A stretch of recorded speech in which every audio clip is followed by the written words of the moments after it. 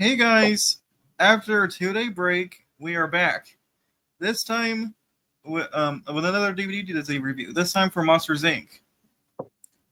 And yeah, considering we have actually covered the DVD of Monsters Inc., this is going to be interesting to read.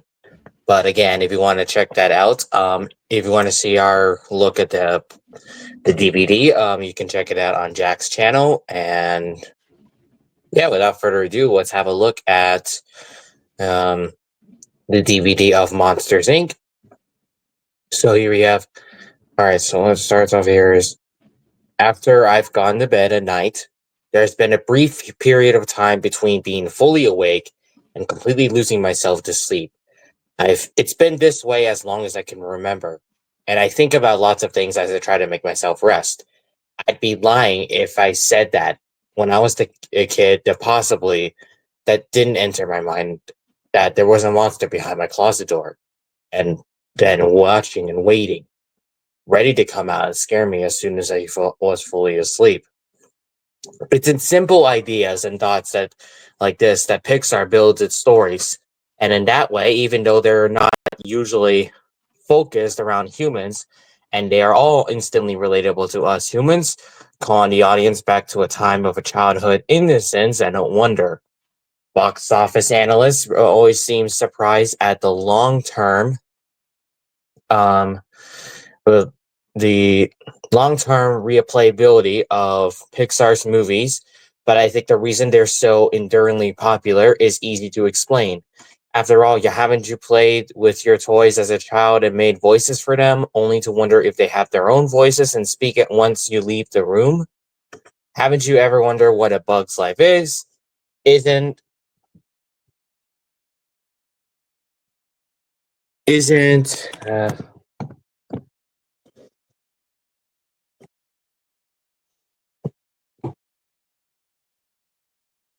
Haven't you ever wondered what a bug's life is? Haven't you too ever thought that there was a monster behind your closet?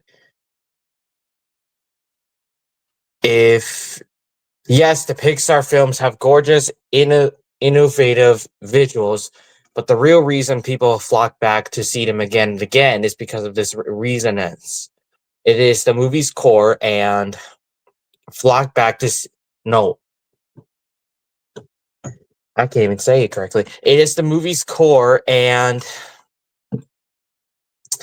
makes it easier to care about the characters that you're giving a million other reasons to fall in love with.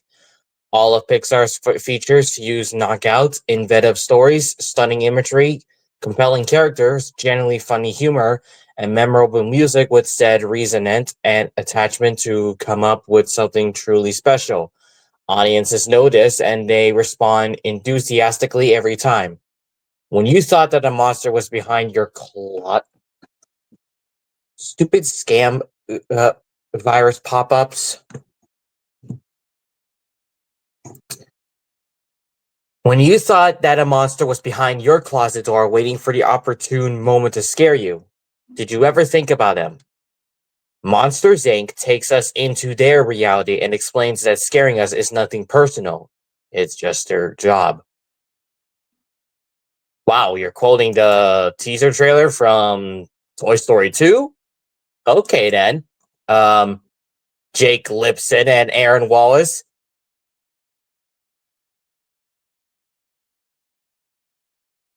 Forget batteries or solar energy. Scares produce screams, and screams are used as energy to run the monster world. The problem is that there's a shortage of screams in Monstropolis because kids just don't scare like they used to. Even so, only the bravest monsters would do anything about it because they're just as scared of us as we are of them. Children are toxic, and one touch could be life-threatening. So naturally, widespread panic ensues when a child finds her way through the other side of her door and right into the monster world. But it hits closest to home for James P. Sullivan, the best scare Monsters Incorporated has ever seen, and soon to be scare record breaker to boot, and his best buddy slash work partner Mike Wazowski when they intercept a child. They call her Boo and quickly grow attached, deciding they must find a doorway to send her home without getting caught by the child detection agency representative scouring the factory. Also on the trail is rival employee Randall Boggs, the scheming monster who's assigned to scare Boo on a nightly basis. He's neck and neck with Sully for the scare record and will stop at nothing to make sure they don't interfere with his agenda. Further complicating it all, the ordeal is taking its toll on Mike's romance with Celia, not to mention that it's potentially disruptive to the very existence of the monster world. How's the monster to deal with it all? Evidently, audiences love watching them deal because Monsters Inc. became a monster hit at the box office as soon as it was released in 2001. Nominated for, but criminally not winning, the first ever Best Animated Feature Academy Award. It's not as quite as packed with endlessly fulfilling adventure and cinematic near perfection as Toy Story, but it does come close, currently residing somewhere in the middle of Pixar's patent repertoire. It's primarily a comedy, though not as flamboyantly as Finding Nemo. Still, it's absolutely hilarious from beginning to end, thanks to largely to the clever cracks of Billy Crystal. And both he and John Goodman are the spot on in the lead roles, and Buscemi, Tilly, and the rest of the supporting cast are equally successful. And that also includes the late James Coburn, rest in peace.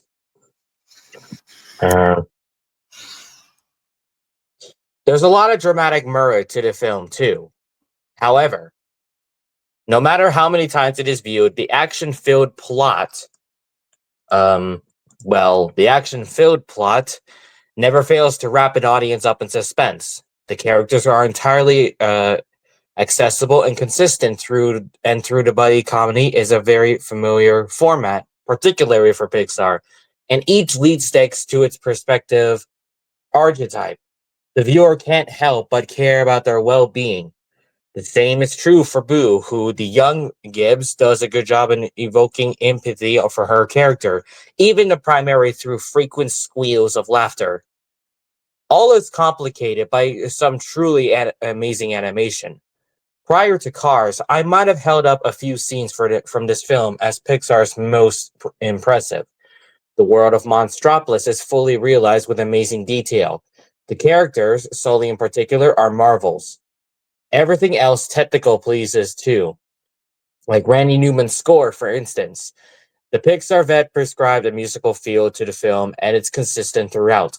In fact, aside from its easily forgotten formatic underpinning, it's really difficult to find anything not to like about Monsters, Inc. It's since been outdone in the action scene by The Incredibles, and it lacks some of Toy Story's abundant warmth, but only in comparison. It is about as satisfying a film as almost any that's come to the big screen this decade. Fans had to wait nearly a year for its DVD to debut in September 2002, but were well rewarded for their patience as it received Pixar's visual lavish treatment on disc. Aside from being movie-making geniuses, the guys at Pixar are also DVD fanatics. Thus, they know what we want and give it to us time after time, constantly producing some of the best special editions ever released. This double disc collector's edition is no exception. In fact, it's quite a monster. It features two versions of the movie, flawless video and audio quality, and extras that both kids and adults will actually want to watch. This DVD truly does unlock the doors of the Monsters, Inc. world. Let's have a look behind them, shall we? Yep, let's do it. All right, video and audio. The movie itself is given two transfers. So instead of just having one separately, like The Incredibles or Cars, because you can either watch it in the 1.85 anamorphic widescreen or 1.33 full screen format, as has become standard Pixar procedure, the filmmakers have specifically reformatted Monsters Inc. under the supervision of director Pete Docter in order to make it look better in a narrator 1.33 frame without much cropping. Objects and characters have been moved closer together, and other tweaks have been made to allow for a better home viewing experience. Still, the widescreen transfer remains the far superior choice for your viewing, and I'm mainly focusing on it for this review. Since their movies are created entirely within a computer, Pixar can transfer them to DVD directly from the digital source, eliminating any reliance upon a film print. This result is so completely breathtaking that it blows your mind. Gone are very hints of grain, dirt, smudges, or other possible defects caused by film. These transfers may well be the very definition of reference quality, looking as bright and vivid as possible. Colors are deep, rich, saturated, and exciting, and the sense of depth is positively jaw-dropping. At any given point in the movie, I feel like I could reach out inside my TV and stroke Sully's fur, rub Mike's one eye, or pick up cute little Boo and rock her in my arms. When you watch, you'll feel it too. This presentation is quite literally present. Disney presents Monsters Inc. in a lively, energetic Dolby Digital 5.1 Surround X mix, crafted by Oscar-winning Gary Rydstrom and the team at George Lucas Skywalker Sound. Happily, it's as lush, active, and vibrant as it was in theaters. The dialogue is crystal clear, the sound effects are bold and epic without it being overpowering, and Randy Newman's beautiful, hauntingly loving score comes across with a harmonious perfection. The mix makes Monsters Inc. an awesome audio experience. For those who just can't get enough of this movie, a few fun punches have been tacked to disc 1 to allow us to experience it in different ways. In addition, with the 2 transfers for full screen or either wide or full screen format, there's one of the great screen-specific audio commentary tracks from the Pixar guys. Here we hear from director Pete Docter, co-director Lee Unkrich, executive producer John Lasseter, and screenwriter Andrew Stanton. They make 2 things abundantly clear: how they made the movie, and that working at Pixar is way too much fun to be legal. These guys are extremely informative, and fans will be a gold mine of valuable, interesting trivia on this track. Gladly, unlike certain DVD commentaries, these guys keep it engaging, zestful, and truly fun to listen to, and never once being boring. I'll even go as far as saying that Disney had decided to release Monsters Inc. as a single disc edition, with only this sole extra purchasers would have gotten all they needed on the making of Right Here. All of the extras on disc 2 continue on the informative and interesting combination method, but if you don't have the time or will to dig that deep, this track will give you an excellent in-depth overview of the entire production. If you are a serious fan of the movie or an animation fan in general, then this is an absolutely must listen. As an added screw you to those who don't do widescreen, this is only available for your hearing pleasure on the original aspect ratio of the movie. Also included is an isolated sound effects track, so you can savor those bold, epic sound effects without anything else getting in the way.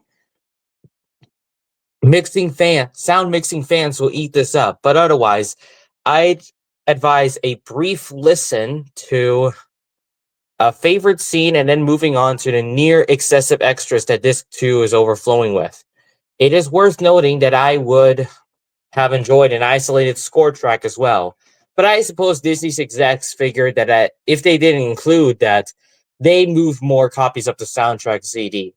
So nothing of that sort will be found here. Although it's pretty amazing that this is my only gripe with the set. So now let's close the door on disc 1 and open one of the several waiting for us on disc number 2. Of course, the bulk of the bonus features are reserved for the second platter. Navigating through the labyrinth of disc 2 menus is not an easy task. more on this later, but once achieved, there's a lot to discover. The main menu screen presents two doors, one marked humans only, and the other labeled monsters only. So humans are for film enthusiasts, monsters are for material for younger viewers. Entering either provides access to the abundance of bonus material, but before doing so, there are three features accessible directly from the main menu. Appropriately enough, the proceedings kick off with two animated Pixar shorts. The first is for... Hey, look, stop. What is it? I'm not really that. I'm not really that hungry. Alright, I was just checking it. Dang dog. Okay, what are you saying? You're on the appropriately enough part. All right.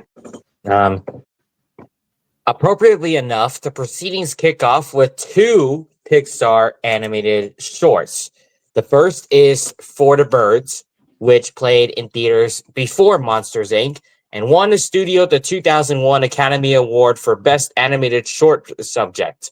It tells the story of one bird ostracized by a mass of others, all perched along a power line, and the recompense that nature awards him.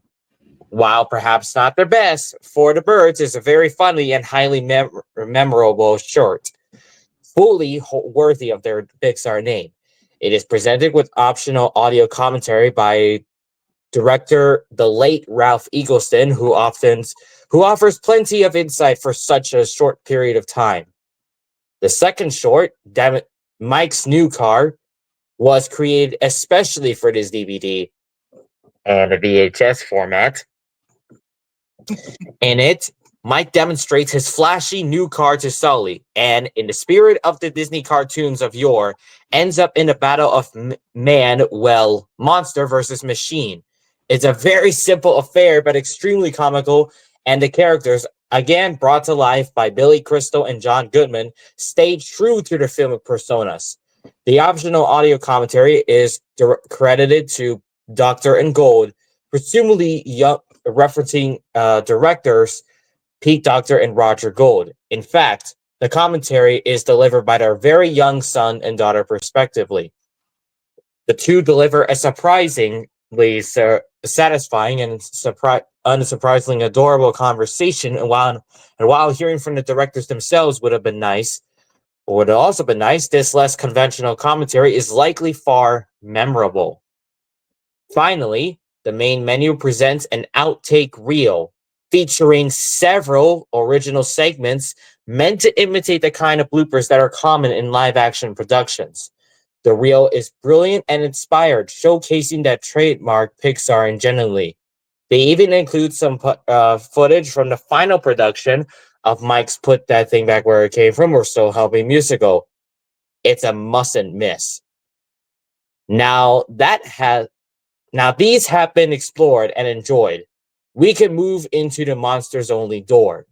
The idea behind this door is that viewers enroll themselves as the newest employees at Monsters, Inc., where they will receive training and embark on various adventures through Monstropolis.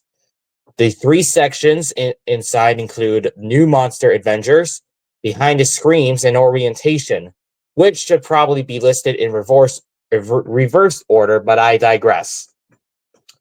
Curiously, the first offering in New Monster Adventures is Mike's New Car, which is the same short that was already made available on Disc 2's main menu. After that, there's Monsters TV Treats, which is a reel of various television interstitials promoting a movie, most of them really related to a holiday or sporting event. I don't specifically remember any of these from the time of release, but assuming that they were aired at the time, they should probably be included in the release section of Humans Only, which we will cover momentarily.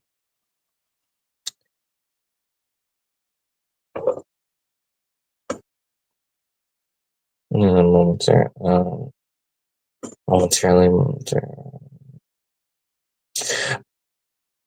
But don't necessarily feel out of place here.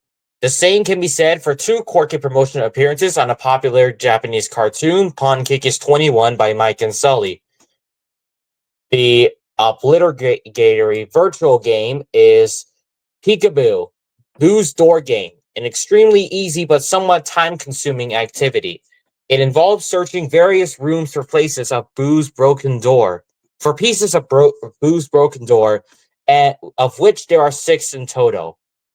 While simple, it is impressively rendered, and it's keeping with the content and spirit of the film, and therefore better than some others in its lick. Next up, rounding up the kid-targeted game-like features is Storytime. It basically tells the story of the movie inside a highly interactive storybook, which can be explored manually or read aloud by a narrator. And finally, there's a music video for the Goodman and Crystal song "If I Didn't Have You," a pleasant number that captures the protagonist's friendship. The video doesn't necessarily enhance the Oscar-winning tune, as it just filmed clips with audio excerpts that occasionally override the music, but the song itself earns approval. The next section, Behind the Screens, begins by offering the outtakes reel that was already available on Disc 2's main menu. After that, there's a 23-page virtual booklet that realistically replicates a theater program for Mike's Put That Thing Back Where It Came From, Restore Help Me, which is unfortunately never seen in its entirety. It's a lot of weight to wade through, but the attention to detail is impressive. Finally, there is On the Job with Mike and Sully, a fictitious news interview with Mike and Sully live from the scare floor. Like the other new cartoons for this DVD, it's highly enjoyable and a quality Pixar cartoon in its own right. The last section behind this door is Orientation, which plays out a lot like it sounds and will probably be the most fun for children, assuming the interactivity required isn't too much to ask. First is Welcome to Monsters, Inc., the Scare Factory commercial that plays inside the movie. Naturally, it's nice to have this available as a standalone featurette, and it works nicely as an introduction to this section. Your First Day gives new employees an effective overview of the company and its facilities, followed by History of the Monster World, a sketch animated short that gives a humorous account of MonsterKind's history. There are also 3 galleries for new employees. The first and most elaborate is the 10-page interactive employee handbook, which equatedly covers all the bases while consistently amusing. Monster of the month isn't much to speak of. It's just a still screen of photos for a year's worth of Monster of the Month award winners. Guess who most of them belong to? But it's still a neat and thoughtful inclusion. And finally, there's a gallery of Scarer cards made for the DVD, imitating collectible baseball cards, only profiling some of the Monstropolis' most successful monsters. There are 14 in all, and each narrated by Nito, who takes a long time to get through each card, and whose voice quickly wears thin, encouraging viewers to read for themselves and move on. And now we're heading on over to the Humans Only door, which opens to a far fuller and more substantive platter. Inside it, there are 7 more doors which can be opened. Pixar, Story, Monster File, Design, Animation, Music and Sound, and Release.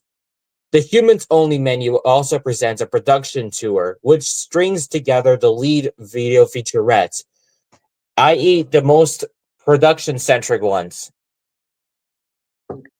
It's a worthwhile inclusion for those looking to merely skim through Disc 2, but it's also likely confuses people to find themselves rewatching the same material inside each of the doors.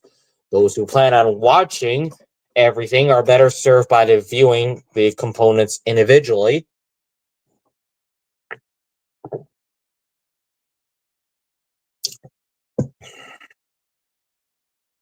The section labeled simply Pixar contains only one item, but it's quite a good one. The Pixar Fun factory tour shows off the studio's then new office building and demonstrates just how much fun it must be to work at Pixar. It's no wonder that their films are brimming with so much fun. Inside the story section is One Finds Story is King, a featurette highlighting Pixar's supreme emphasis on quality storytelling in their films. Interviews with Pixar personnel abound. The same is true for Monsters Are Real, in which the Pixar folk reflect on the idea that monsters might be real and what it means for the movie. Original treatment strings together to some very impressive content, incidental music, and narration to construct the original overview for the Monsters Inc. plot, and which at times is interesting divergent from the final script. It is a treat to see, as is Story Pitch Back to Work, an early version, which takes viewers behind the scenes to observe some early storyboard workshops on this movie. Also concerning early plans for the film are 4 banished concepts, in which are sort of like deleted scenes presented in rough animation and accompanied by an introduction.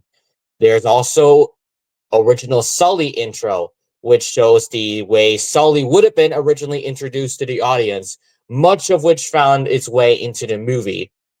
But in the end of the day, we come across him being, sleepyhead. Yeah.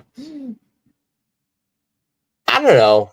If you kind of think of it, like, would you think that it would be possible if they put the original Sully in the final film, or rather than what the one we have, or I don't know? What do you think? I prefer the one we have now. I get it. I get it. Anyway, finally, there's storyboard to film comparison, which offers a scene from the movie in 3 forms: original storyboards, final product, and a split screen presentation of both. To sweeten the already juicy deal, use of the DVD remote's angle button allows viewers to seamlessly toggle between the 3. Now, what specific scene did they do? Well, they did the 2319 one. Excuse me. And I'm surprised I'm surprised that this DVD didn't mention the original version of the Harry Hodgson restaurant being blown up, but which was unfortunately cut off which had to be edited out due to 9/11 attacks in September 11th. I don't think it's on here, is it?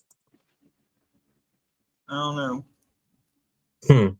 Well, from the way I see it, I don't see it on here. Anyway, back to the topic. The next section is Monster File, dedicated to the film's lovable characters. First up is Cast and Characters, which highlights the cast of Monsters Inc. with interviews and footage from the recording studio. What makes a great monster considers all the many ways that one might imagine a monster and the creativity that went into the character design. Rounding up the section is an art gallery of character design featuring stills of Sully, Mike, Boo, Sully and Boo together, Henry J. Waternoose, Randall/Rivera, Celia/Roz, Fungus/Jerry, Ted/Smitty/Needleman, George/Claus, Bile/Harley, Bud/Bob/Ricky, the CDA, and a group of monster wannabes. As if that wasn't enough, but that final gallery also include 3D, 360-degree computer-generated turnarounds of the characters. The 4th door is Design, which kicks off with Monstropolis, an interview-heavy featurette on the task Pixar faced in creating a world that would be believably inhabited by monsters. Setting the scene turns out to be 2 features in one. The first is Set Dressing, a featurette on all the details that animators had to create in any given scene to make it feel real, and the second is Step Through, which presents a bear scene from Monstropolis and enables viewers to advance through one stage of detail adding to the next, eventually arriving at the final scene. Next up is a gallery of color scripts featuring 71 stills. That's followed by another gallery, that one dedicated to pastel concept art used to achieve master lighting and featuring 8 stills that are each accompanied by their final film version as well.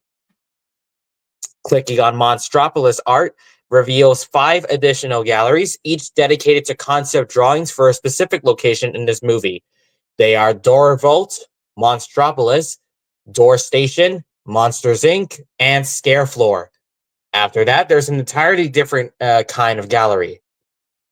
Guide to In-Jokes, which presents 21 stills from the movie and points out a hidden joke for their intertextual reference in it.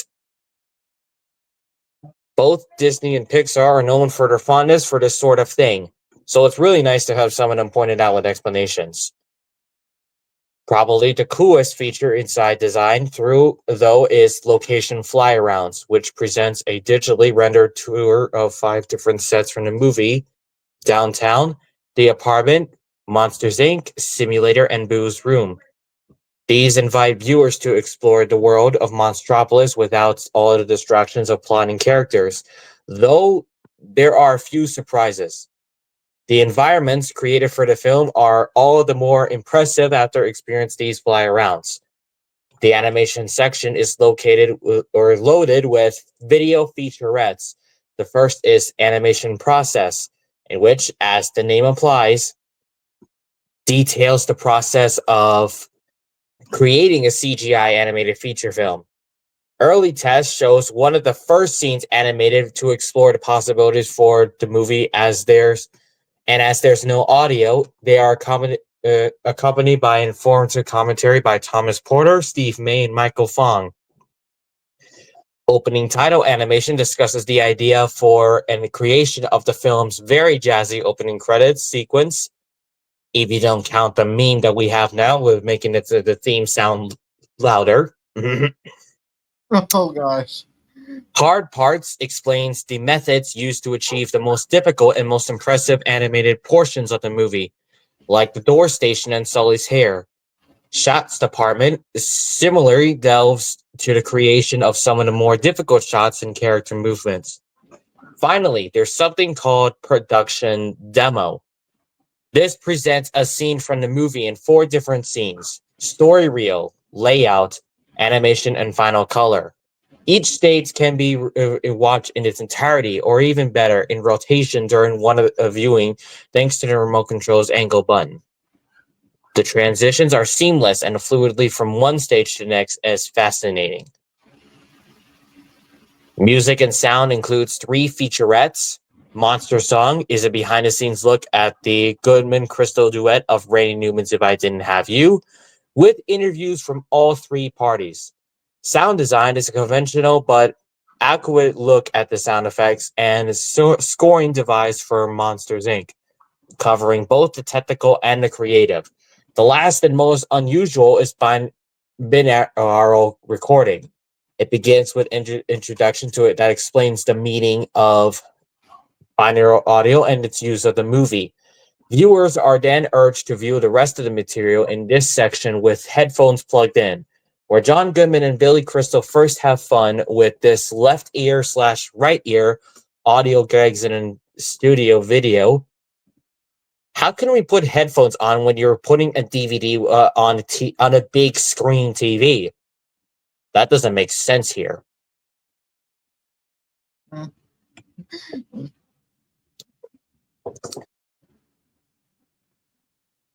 Well, anyway, after that, one can compare 3 different mixes of a piece of film score: the final stereo mix, the binaural live stage recording of the orchestra at track, and a 5.1 special surround mix. The latter would be better with headphones off, but the others offer some neat exploration of cinematic sound production. The last section behind the humans-only door is Release, which covers all the promotional material that accompanied the movie's theatrical debut. There, a brief montage of footage from the world premiere at the El Capitan Theater in Hollywood, and then a Toys featurette on the movie's franchise. Covering international releases, there is a multi-language clip reel, in which one scene plays while the audio cycles through many languages and international inserts, which documents the efforts Pixar takes to make their movies feel native to whichever country it screens in. The same outtakes reel that appears on the main menu screen and behind the Monsters Only door is inexplicably repeated here as well. P.S. Enough already.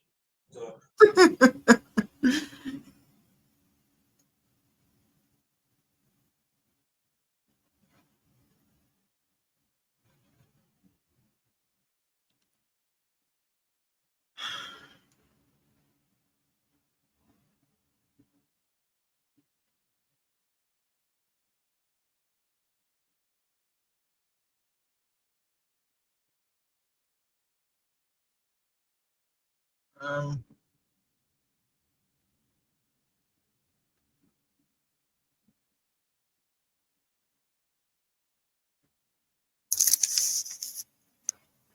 I don't know how to pause this.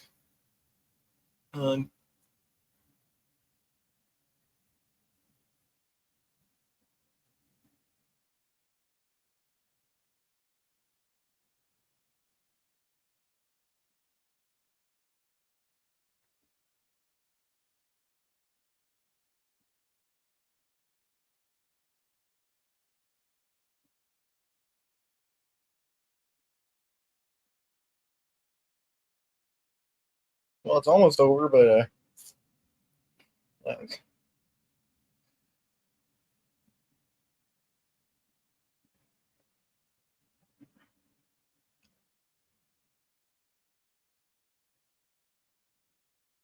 this will be posted on YouTube, so if you guys are watching this, skip over to when he comes back.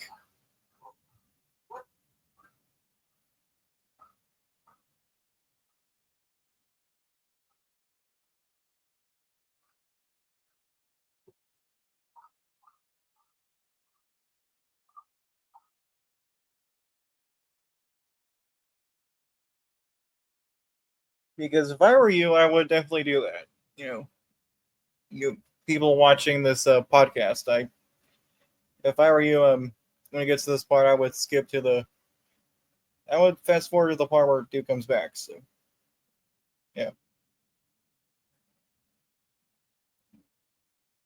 that way it won't be too long. That way it won't take you guys too long. I don't know what's going on.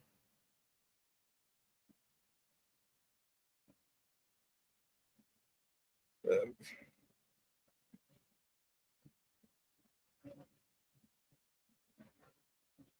Might as well fall asleep as I wait.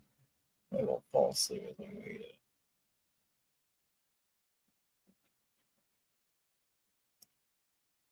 Damn it, Duke, come back already.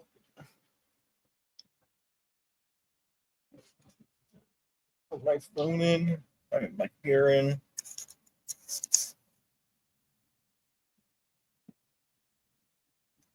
Yeah, whatever.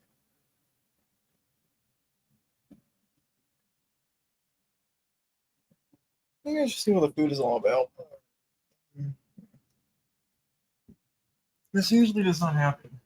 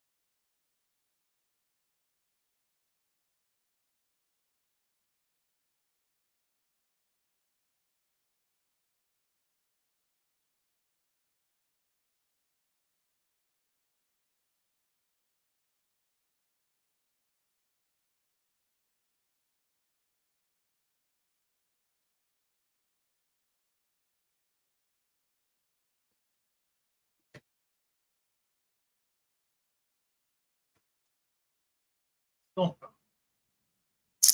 get it.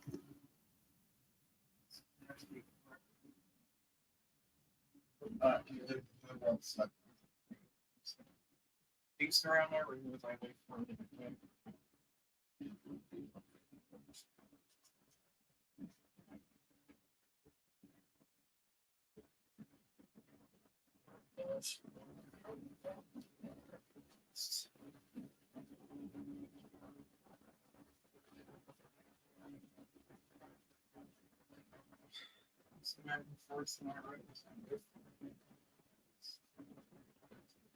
Sorry, guys. I don't know why this happened today.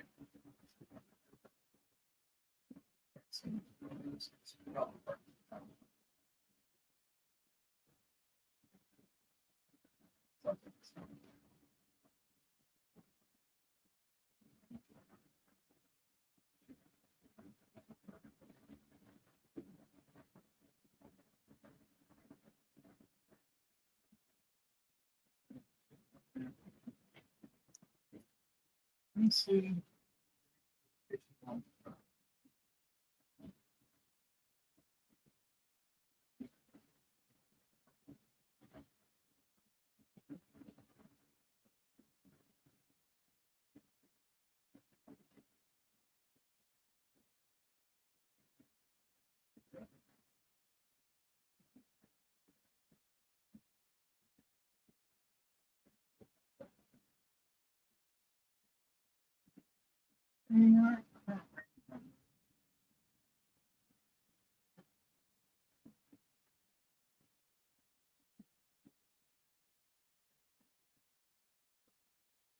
Splash. Alright. I don't know what I'm saying, guys. I'm just waiting for.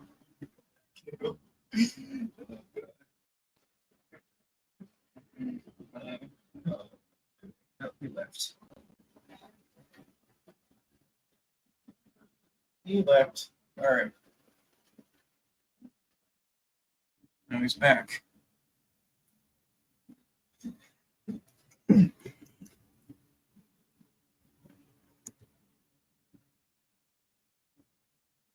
All right, yeah, I'm back. Had a little intermission with something. Where was I? Well, let me go back to the. I think it's after the enough already part. I think you're at the part where it says perhaps two most exciting features of the section. Oh yeah. All right. All right. So Sorry perhaps for the most two exciting features of this section: a poster gallery and a section devoted to trailers and TV spots. Never thought we'd see that coming. Something I wish the Cars DVD would have had. Yeah. Anyway, what you gonna say? Sorry for the technical difficulties, guys. Apparently, Duke heard thunder. Yeah, I heard thunder and I had to help my family out with something, but the thunder can't be that bad. It's not like there's a power outage happening right now, because otherwise we would be, I don't know. Anyway, the former the former houses 15 unique and creative posters, which that are hidden for no real. No, wait, sorry. Why did I say why did I say talk to the Easter eggs now? The former houses 15 unique and creative posters used to promote the film. The latter includes both theatrical trailers, the theatrical teaser, which is the same one you've seen in Toy Story 2, and 4 different TV spots. Disney DVDs almost never include the trailers for the films they carry these days. So it's delightful that Pixar's Collector's Edition DVDs make so many of them available to consumers. And Pixar DVDs nowadays don't seem to have that now. All we have is just boring bonus features, and for some reason Cars just ended up being a single disc edition and not collector's edition. What's with all of that? I don't know. My general feeling on DVD Easter eggs is that while the idea sounds nice on the surface, in practice they needlessly complicate access to bonus features that are hidden for no real reason. Unless they are especially playful or frivolous, I'd rather have them listed up front along with everything else. There's no exception for the several Pixar Easter eggs found on the Monsters Inc. Collector's Edition DVD. Though I must give Pixar credit for presenting their Easter eggs in true Easter egg style. Funny. And, well, sort of. The eggs I was able to uncover are described below. Those who refer to discover them all are on their own, can skip this section and head directly to menus and packaging. In the orientation section, well, first, inside the Monsters Only menu, selecting the I in the Monsters Incorporated logo, on the right of a screen opens a 71-second reel of animation tests and dailies that included comical gags inserted by the animators. In the orientation section, the first and last page of the employee handbook clearly feature multiple sections for browsing. The ninth page, however, can also be interactively navigated, though nothing on the screen indicates it. That makes this ninth page bonus as an Easter egg. While page 9 is open, select the right pointing arrow at the very bottom of the screen beside index. Instead of pressing enter, press the up key. A section of the MI scare report will be highlighted with a white square. Please enter to read the humorous report up close. Inside the Pixar section of Humans Only, Humans Only reveals a submenu of Easter eggs hidden behind 7 new doors. Selecting them reveals a very short and fairly random video clip of a gallery or gallery of some sort. One is a repeat of the DVD credits, and one is important enough to have made it to the main animation menu. A test scene with dialogue audio, but the rest are fun and fancy-free. Exactly the kind of thing Easter eggs are meant for. You skipped a couple. Oh, wait. Inside the Pixar section of Humans Only. Oh, wait. I was about to continue, but after Jack pointed out, let's get back. Hang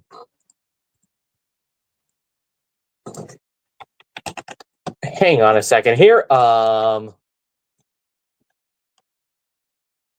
Let's rewind a little bit.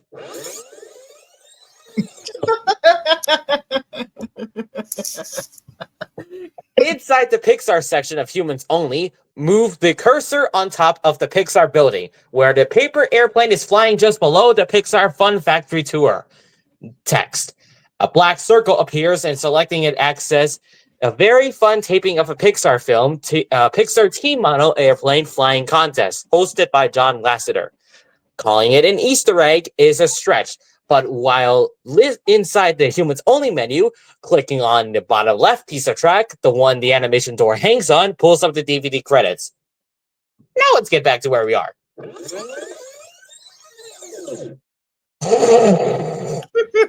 I could do that again.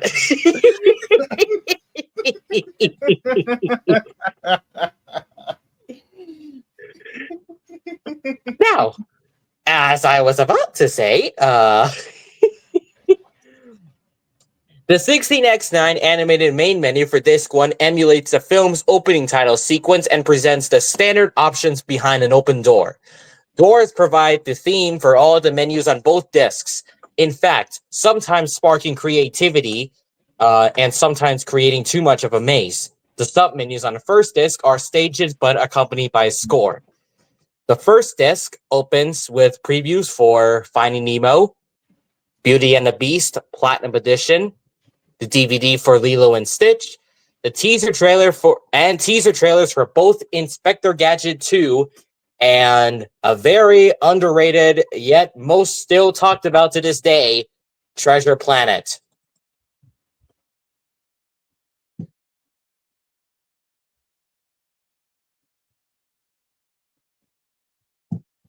All of which are also accessible from from the main menu's typically thematic sneak peek section.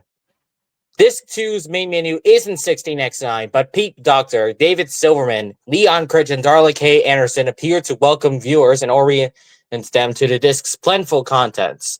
Once they leave, there's some more animation and the 2 doors and 3 canisters arrive. Navigating through the material on Disc 2 requires that one wear their hunting hats. Having one door inside another near ad infinitum creates a complicated web of bonus features, not aided by the fact that some of the features that appear in more than one or even 2 places. Granted, it's difficult to organize this much content inside one simple menu system, but other DVDs have had more success. Only the Lion King Platinum Edition can hope to cut out or to outfocus hopeful bonus seekers, or outconfuse hopeful bonus seekers, rather. Luckily, there is a map to all the features included in the case, which also boasts a mini poster of the character cast, at least in early printings, an envelope filled with promotional offers from Disney behind it. The menus are nicely animated, and when animation is employed, the human's only door is most impressive, taking place inside the door station with ever-moving doors in the background and plenty of sound. Monsters Only door feels at home inside its supposed location, the Monsters Inc. factory. The DVD is packaged in a standard with dual black keep case. The 2002 release predates the frequent use of protective side snaps, as well as the now nearly obligatory practice of housing cases and cardboard slipcovers. Neither are found in the DVD, making it the only Pixar movie to have never been granted a slipcover. Oh, the horror. And there's also one thing we forgot to mention before we head into the closing thoughts, or something that the article, or something that Jake Lipson and Aaron Wallace forgot to point out.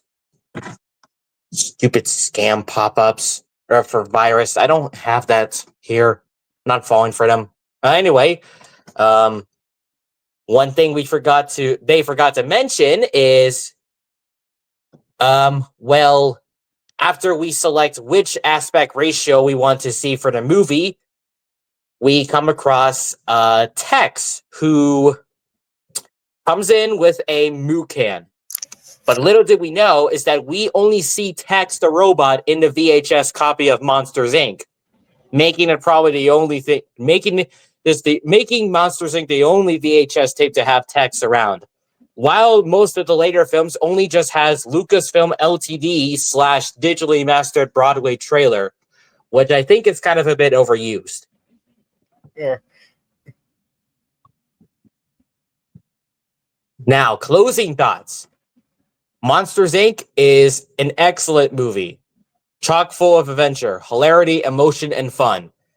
Faults are hard to find, and when they're found, it's only by those intently looking for them. Though a few similarities bind their films together, Pixar have proven themselves to be master movie makers time and again. Monsters Inc. is no exception. Its collector's edition DVD, the only one it's ever received, is every bit as thrilling as the movie it holds. The organization could use some tweaking, but everything else, from the flawless audio and video presentation to the fully loaded platter of entirely worthwhile bonus features, pleases as much as any DVD can. So much goes right with this set, and so little goes wrong that virtually anyone can rest assured that a purchase will earn their satisfaction. This one is definitely it's definitely a must own. And strangely enough, little did we know is that, if I could recall correctly, we see the bonus features. We see some of the bonus features that we still have from the 2-disc collector's edition DVD that somehow managed to be in the 2009 Blu-ray, the 2009 release of Monsters Inc. when it was released on Blu-ray. And that's one thing I'd say that the Blu-ray version from 2009 is the only thing I liked, because the 2013 and the other later releases are just they're just not they don't have that much Disney magic as they have back then. Anything else to say? Nope, that's all I have. All right, guys, that's it. This was long mainly because of that technical difficulty, but there's two of them because my freaking barky dog decided to come in here. Anyway, Yep. Anyway, so yeah, tomorrow we're gonna do we're gonna read a review of the Pixar Short Films Collection Volume 1, as I premise in the poll. Anyway, so we will see you guys all tomorrow.